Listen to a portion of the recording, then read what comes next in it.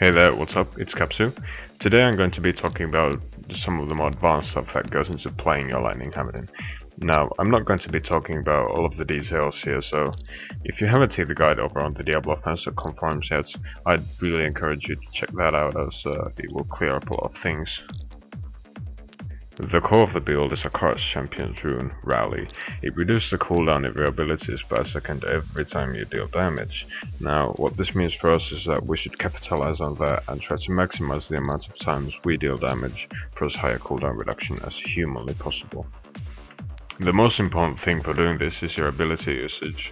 What a lot of people do, and what I used to do as well, was to go ahead and pop a Chaos Champion Laws of Valor right off the bat, then cast Provoke and follow that with Bombardments. This is something that you absolutely should not do. By doing this, you're wasting some of the cooldown reduction on Bombardments and using up valuable cast time on something that doesn't proc as much cooldown reduction as Blessed Hammers. That then reduces your chance of proccing enough cooldown reduction to follow up with another Provoke right after the first one.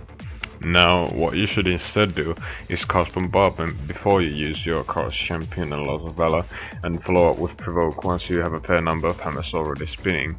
That way you're minimizing the risk of being stuck with no Provoke to use for the majority of your Chaos Champion's duration. So, what about the scenario where you don't have your Chaos Champion up? Here's where timing is the key for success. Because you only have a single Provoke to use, make sure to use it at the right time, or you will waste a lot of time killing the pack. When you're playing in groups, you might want to use your Provoke a little earlier to clump the mobs up.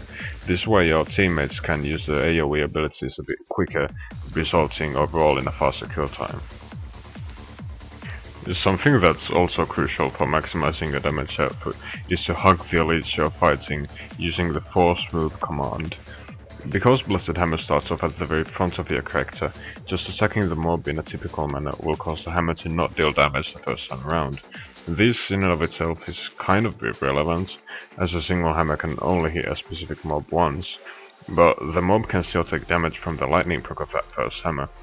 Now, that combined with the fact that the closer you are to a mob and the larger the mob is, the more damage it will take from the lightning procs of your hammers.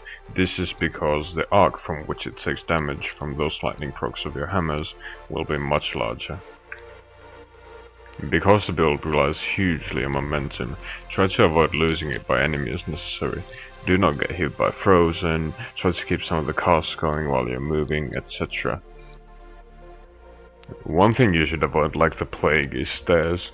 Hammers themselves work in this kind of altitude layers, which means that if you're in the stairs and a mob is an inch below you in those stairs, that mob will not take damage from your hammer until it walks onto that specific altitude that you cast your hammer from. The lightning procs will still deal damage, however. The last thing to know is that a Chaos Champion is, as of now, bugged. If your Chaos Champion procs the lethal damage heal, the Rally Rune will stop functioning altogether, meaning you will no longer get any cooldown reduction from it.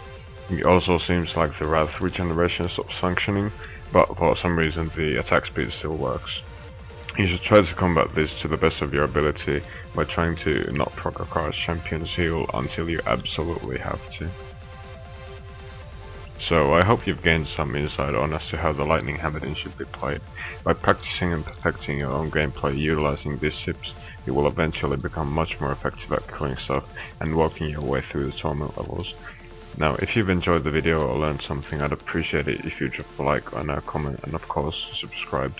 Thanks for watching.